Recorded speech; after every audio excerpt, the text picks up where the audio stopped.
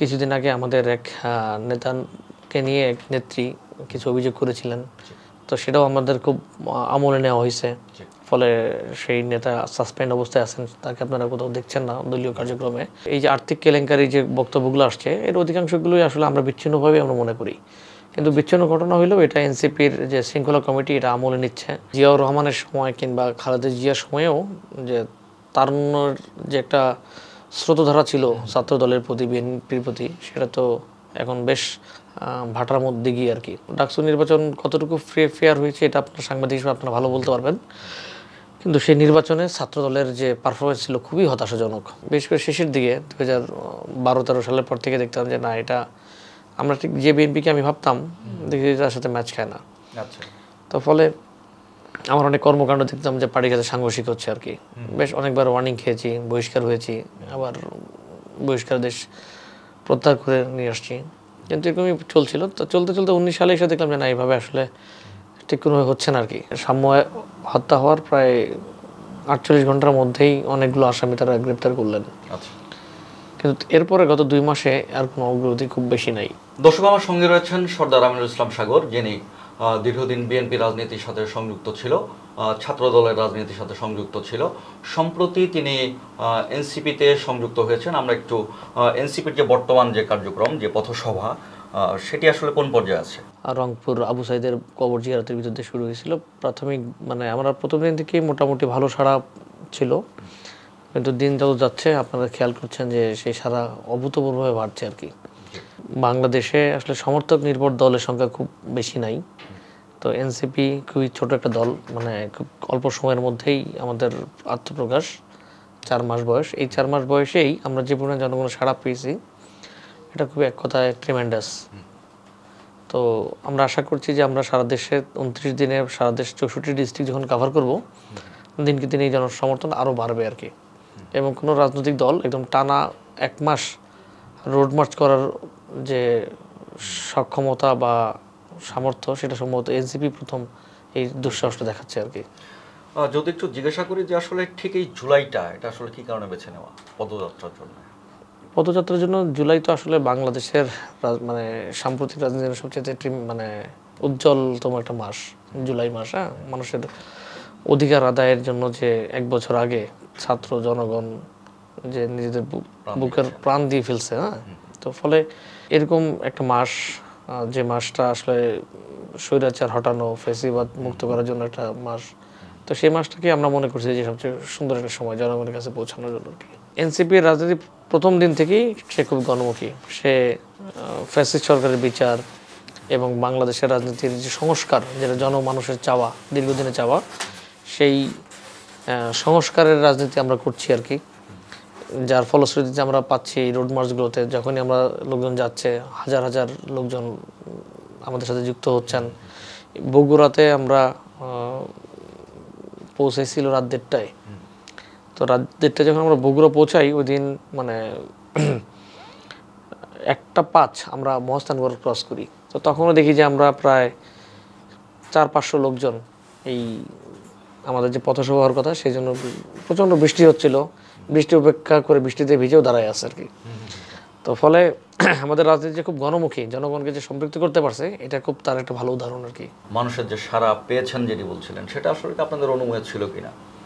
হ্যাঁ, সেটা আমাদের অনুমেয় ছিল যে আমরা জনগণের কাছে যখনই যাব, তখনই জনগণ তাদের বাদ ভাঙা ভালোবাসা আমাদেরকে দিবে। তো যে কারণে আসলে আমরা এই যে দেখেন একটা এত বড় ফুল 1 মাস এবং একটা ফুল কেন্দ্রীয় কমিটি নিয়ে যে যাত্রা করা, এটা কিন্তু নানান দিক থেকেও একটা রিস্ক ছিল।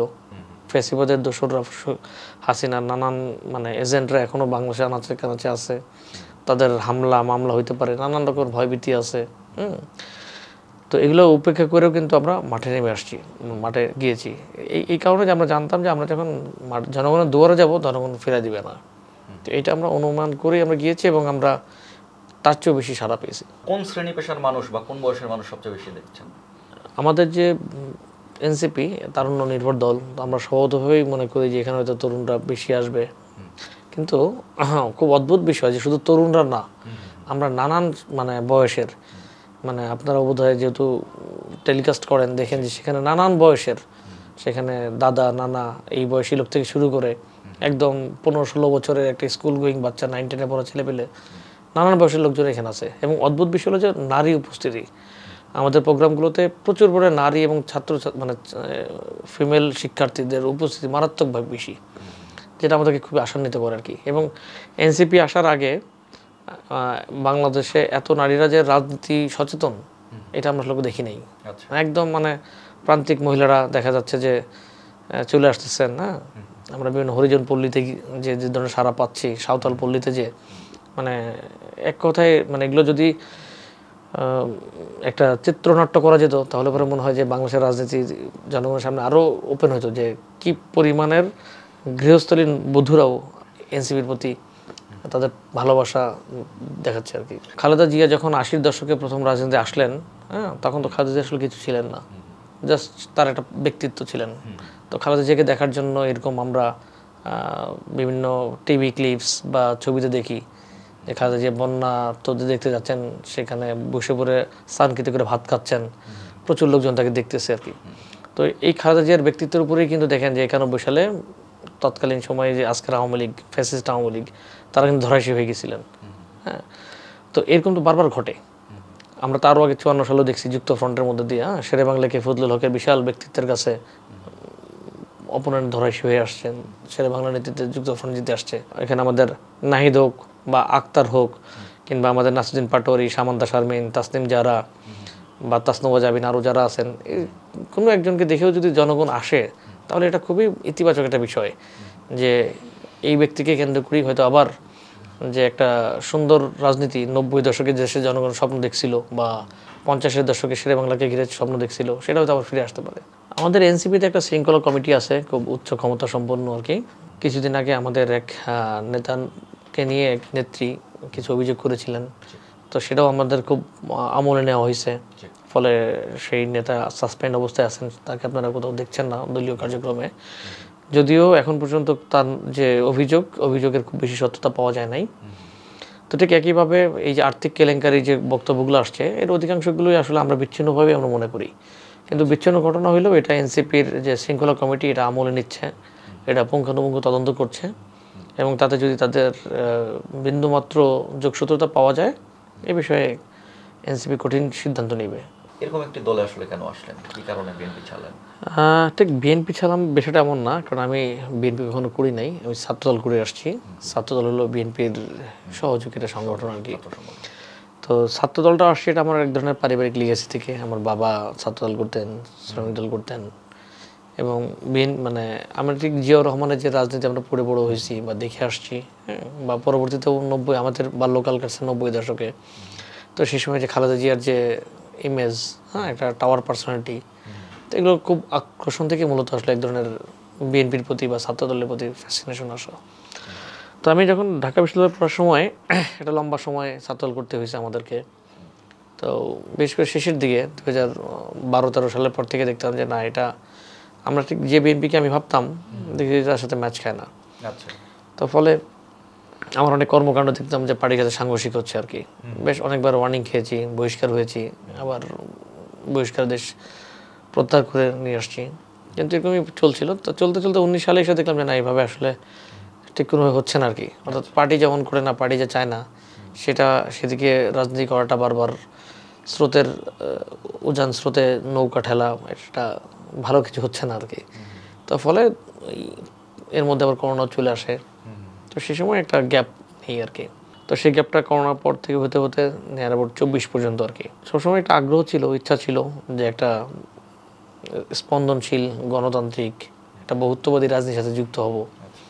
তো সেরকম সময় যখন গত বছর যখন জুলাই আন্দোলন ঘটলো, এবং আন্দোলনের পরে এরা যখন নাগরিক কমিটি পার্টি রাখে, তখন এদেরকে খুব ক্লোজ অবজার্ভ করলাম। তখন নাগরিক কমিটিতে জয়েন হওয়ার একটা প্রস্তাবনা ছিল ওদের পক্ষ থেকে, কিন্তু ওই অবজার্ভ করার একটা লম্বা সময় অবজার্ভই করলাম ওদেরকে আর কি। দেন যখন তারা পার্টিতে কনভার্ট হইলো এই বছর 28 সাল মানে 28শে ফেব্রুয়ারি 25-এ, তখন আমার মনে হলো যে হ্যাঁ ফাইন, এটি বোধহয় সেই পার্টি যেটা আসলে আমি যা করতে চাই আর কি। তো তখন তাদের সাথে যে যোগাযোগ সেটা একটা ম্যাচিউর পর্যায়ে যায়, কিন্তু সে সময় মহানগর কমিটি না হওয়ার কারণে আমাকে আরও প্রায় মাস 2 অপেক্ষা করতে হয় আর কি। দেন জুনের 1 তারিখে যখন মহানগর কমিটি তারা করে, দেন সেখানে আমি আসি আর কি। জিয়াউর রহমানের সময় কিংবা খালেদা জিয়ার সময়েও যে তারুণ্যের যে একটা স্রোতধারা ছিল ছাত্র দলের প্রতি, বিএনপির প্রতি, সেটা তো এখন বেশ ভাটার মধ্যে গিয়ে আর কি। আমরা ধরেন 2018 সালে একটা ডাকসু নির্বাচন হলো। তো ডাকসু নির্বাচন কতটুকু ফেয়ার হয়েছে এটা আপনার সাংবাদিক হিসেবে আপনারা ভালো বলতে পারবেন, কিন্তু সেই নির্বাচনে ছাত্র দলের যে পারফরমেন্স ছিল খুবই হতাশাজনক। তো এটা মানে যেখানে তৎকালীন সময়ে নুরু, যিনি এখন একটা রাজনৈতিক দলের প্রধান, যার বেজ আবার ওই ডাকসু নির্বাচন, সেখানে সে প্রায় 11,500 ভোট পাইছিলেন আর কি। তো একদম গণ অধিকার পরিষদ বা অন্য রাজনৈতিক দলগুলোর তুলনায় ছাত্র দলের ভোটটা ছিল বেশ হতাশজনক আর কি। তো ফলে অনেক ব্যাখ্যা, অনেক উপমা, অনেক কিছু বলা যায়, অনেক তর্ক বিতর্ক হতে পারে, কিন্তু এটা একটা খুব সিম্পল বলা যায় যে জিয়াউর রহমানের সময় বা এরশাদ পিরিয়ডে খালেদা জিয়ার সময়ও ছাত্রদের মধ্যে ছাত্র দলের যে একটা আমেজ ছিল, একটা আবেগ ছিল, একটা উন্মাদনা তৈরি করতো, সেটা এখন মধ্যে অনেকটাই অনুপস্থিত। সাম্প্রতিক একটি ঘটনার প্রেক্ষিতে যদি জিজ্ঞাসা করি যে আসলে সাম্প্রতিক সময়ে চাঁদাবাজি, দখলদারিত্বের বিষয়টি বেশ আলোচনা হচ্ছে, সম্প্রতি একটি হত্যাকাণ্ডকে কেন্দ্র করে আরও বেশি হচ্ছে, সেই হিসাবে একটি বিশেষ দলের দিকে আসলে মানুষ বেশি বলবার চেষ্টা করছে যে চাঁদাবাজির যে ঘটনাগুলো, সংশ্লিষ্টতার যে ঘটনাগুলো, সেই প্রেক্ষাপট থেকে আপনি যদি একটু বলেন যে আসলে এই ঘটনাগুলিকে আপনি কিভাবে দেখেন, এবং একই সাথে যদি একটু বলেন যে আপনাদের দল থেকে এই ধরনের যে বিষয়গুলিগুলো রয়েছে সেই ব্যাপারে আপনাদের দৃষ্টিভঙ্গি আসলে কি? দেখেন, আমরা একটা যে স্লোগানটা দিই যে নতুন বন্দোবস্তের রাজনীতি নিয়ে আমরা জনগণের ধারে আসছি আর কি। তো চাঁদাবাজি বা বিভিন্ন জায়গায় দখলদারিত্বের যে বিষয়টা, এটা অনেক পুরনো, এটাকে আমরা পুরনো বন্দোবস্ত বলি আর কি। এদেশে আপনি টেম্পু স্ট্যান্ড থেকে শুরু করে সকল হাট, মাঠ, ঘাট, এখানে প্রতিদিন ঢাকা শহরে যে পণ্যবাহী ট্রাক ঢোকে, সেই ট্রাকেও চাঁদা নেওয়া হয়। এখানে আপনার যে বালু উত্তোলন করা, সেখানে চাঁদা নেওয়া হয়, মানে চাঁদা নেওয়া হয় না এমন কোনো জায়গা নাই। তো এই যে বন্দোবস্তগুলো, এই যে পুরনো বন্দোবস্তগুলো যেগুলো আমাদের রাজনীতিকে কলুষিত করে, তো সেটা এখনও জারি আছে। আমরা এনসিপি, আমরা নতুন বন্দোবস্তের কথা আসছি। আমরা বাংলাদেশের জনগণকে দুর্নীতিমুক্ত, সন্ত্রাসমুক্ত, চাঁদাবাজি মুক্ত, দখলদারিত্ব মুক্ত আসলে একটা রাজনীতি দিতে চাই, যেটাগুলো আমাদের মূল মানে নতুন বন্দোবস্তের কথা আর কি। তো এটা যেন আমরা খুব সরব আছি। আমি নিজে যখন ওই পুরনো ঢাকার মিটফোর্ডের যে চাঁদাবাজি বা দলীয় মানে ব্যবসায়িক আধিপত্যকে কেন্দ্র করে যে যে খুন খারাপিটা হলো, সেটা তো 2 দিনও মামলা টামলা হয় নাই। তো আমি নিজে সেখানে উপস্থিত ছিলাম। দেন যেন যথাযথ মামলা হয়, সে মামলা হয়েছে, মানে মামলা করানো হয়েছে। মামলার বাদী আবার যে নিহত, তার বোন মঞ্জু আরা, উনি বরিশাল থেকে এসে মামলা করছেন আর কি। তো এরকম যারা চাঁদাবাজ, দখলদার, এদের বিপক্ষে আমাদের রাজনীতি জারি আছে। ইনশাআল্লাহ ভবিষ্যতে আমাদের সাথে জনগণ যত বেশি সমর্থন দিবে, এই জনসমর্থনের উপর বেস করে আমরা আরও বেশি সরব হব চাঁদাবাজির বিপক্ষে। অনেকে বলবার চেষ্টা করেন, সাধারণ মানুষ যারা রয়েছেন তাদের একটি প্রশ্ন হলো গিয়ে যে এনসিপির এই ক্ষেত্রে আসলে বিএনপিকে যতটা তারা ইঙ্গিত করে যা বলেন, আসলে তাদের দৃষ্টিকোণ কি আসলে জামাতের জন্য একই কিনা, বা জামাতকে তারা একটু রেখে ঢেকে কথা বলে কিনা? না, এনসিপি বিএনপিকে মানে তির্যক বা কোবানায় বিদ্ধ করে বা অন্য জামাত বা অন্যদেরকে মানে ছাড় দেবে, সেটা এমন না আর কি। এনসিপি একটা নতুন বন্দোবস্তের নতুন ধারা রাজনীতি করতে চায়, সে জনগণের জন্য সে কথা বলে আর কি। এখন এটা কোনো রাজনৈতিক দলের পক্ষে যেতে পারে, কোনো রাজনৈতিক দলের বিপক্ষে যেতে পারে। আপনারা দেখছেন যে আমাদের প্রাথমিকভাবে জামাতের সাথে এনসিপি একটা প্রীতি আছে, এরকম একটা বক্তব্য গুঞ্জন অনেকে দেওয়ার চেষ্টা করতেন। এটা আসলে এক ধরনের ট্যাগিং পলিটিক্স আর কি। এই ট্যাগিং করে আমাদেরকে আসলে মানে আমাদেরকে সাইড লাইনে ফেলে দেওয়ার একটা চেষ্টা ছিল আর কি। কিন্তু এখন যতদিন যাচ্ছে আপনারা দেখতেছেন যে না, আসলে আমাদের এনসিপির রাজনীতি আসলে আমাদের অনেক বেশি গণমুখী, অনেক বেশি সেন্ট্রিস্ট, অনেক বেশি বাংলাদেশপন্থী আর কি। এখানে আসলে বিশেষ কোনো ধর্মের প্রতি মানে বিশেষ কোনো ধর্মীয় যে শরিয়া আইন, তার প্রতি এখানে আমাদের কোনো ফ্যাসিনেশন খুব বেশি নাই। এই যে আমাদের রোড মার্চ হচ্ছে, এই রোড মার্চের যে মূল কোঅর্ডিনেটর অনিক রায়, যিনি ধর্মীয়ভাবে সনাতন ধর্মের লোক আর কি। তো ফলে এনসিপি আসলে কোনো ব্যক্তি বা কোনো দলকে ফেভারও দিচ্ছে না, কিংবা কোনো দলকে ফেয়ারও করছে না। আচ্ছা, আমাদের রাজনীতি উইদাউট ফেয়ার অ্যান্ড ফেভার, বাংলাদেশের জনগণের জন্য আমাদের রাজনীতি করছি আর কি। সাম্প্রতিক সময়ে আপনি একটি ট্র্যাজেডির সম্মুখীন হয়েছেন, আপনার আপন ভাই শামু, যিনি ছাত্রদল করতেন, নিহত হয়েছেন। আসলে নিহত হওয়ার পরে এখন পর্যন্ত সার্বিকভাবে মামলাটি সহ সার্বিক কি অবস্থায় রয়েছেন? এটা নিয়ে আসলে আমরা পারিবারিকভাবে খুবই ট্রমার মধ্যে ছিলাম, বা এখনও যে খুব মানে সুস্থ অবস্থা আছে তা না।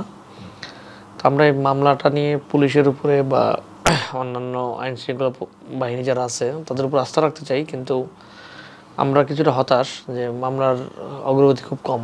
আচ্ছা, মানে সাম্য হত্যা হওয়ার প্রায় 48 ঘন্টার মধ্যেই অনেকগুলো আসামি তারা গ্রেপ্তার করলেন, আচ্ছা, কিন্তু এরপরে গত 2 মাসে আর কোনো অগ্রগতি খুব বেশি নাই।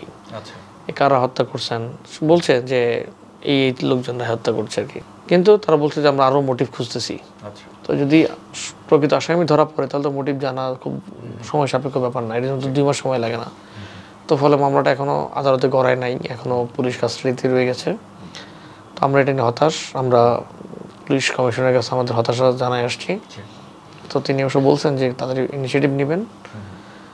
তো আপনাদের যারা গণমাধ্যমে কাজ করেন আপনাদের কাছেও আমরা সহযোগিতা চাই, যেন আমার ভাইয়ের যে হত্যা মামলা এটা যেন ধামাচাপা না পড়ে এবং কোনো নিরপরাধ যেন না ফেসে যায়, এবং যারা প্রকৃত অপরাধী তারা যেন শাস্তি পায়।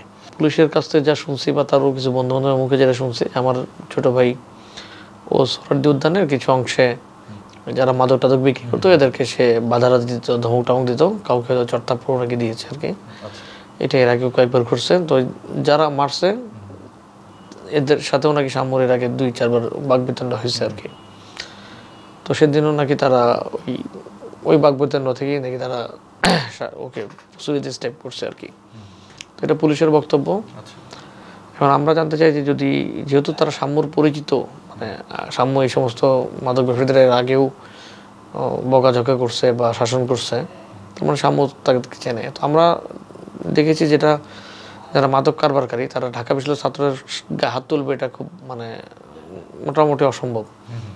মানে ঢাকা বিশ্ববিদ্যালয়ের কোনো ছেলে একটা ধমক দিলে তারা দৌড়ে পলায়।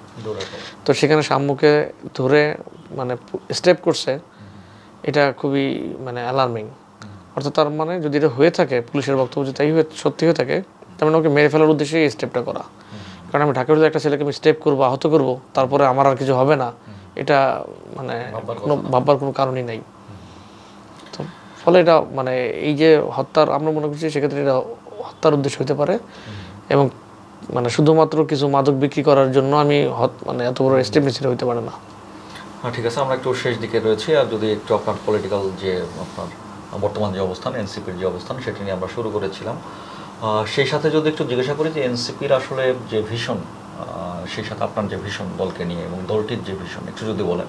আবার জিনিসটা বলা যে এনসিপি আসলে একটা বহুত্ববাদী সমাজ চায়, একটা নতুন বন্দোবস্তের রাজনীতি চায়, এবং এটা বৈষম্যহীন রাষ্ট্র চায়। তো যেটা আমাদের বরাবরই চাওয়া আর কি, একটা রাষ্ট্র হবে বৈষম্যহীন, একটা সমাজে সেখানে সমস্ত সব ধর্মের, গোত্রের, বর্ণের লোকজন বাস করবে, এবং সেই সমাজের রাষ্ট্র ব্যবস্থা মানে রাজনৈতিক ব্যবস্থা হবে চাঁদাবাজ মুক্ত, দখলদারিত্ব মুক্ত। তো এরকম একটা আধুনিক রাষ্ট্র আমরা স্বপ্ন দেখি, যেটা আমার এনসিপির এবং আমার মনে হয় যে বাংলাদেশের যে 18 কোটি জনগণ প্রত্যেকেরই এটা স্বপ্ন আর কি।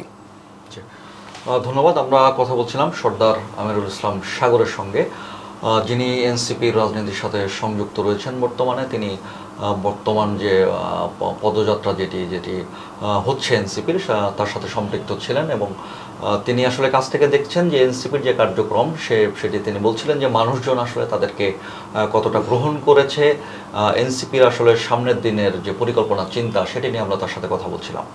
দর্শক, ধন্যবাদ আপনাদের।